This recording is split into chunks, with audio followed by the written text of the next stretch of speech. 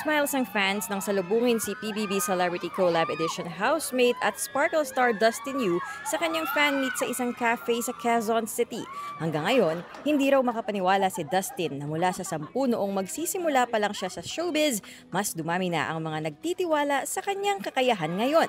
Hindi rin napigilang maging emosyonal ni Dustin sa ipinapakitang patuloy na suporta at pagmamahal ng kanyang fans.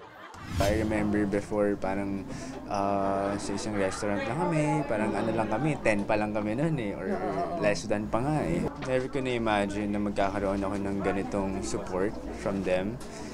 And lagi ko nga siya iniisip pagka uwi ko sa bahay na grabe yung love na binibigay nila sa akin. Sabi ng fans na nanatili silang loyal kay Dustin dahil na rin sa magandang pakikitungo ng Sparkle actor sa kanila. Very personalized na makapag-usap in each and every one of us, and that's what we appreciate about her.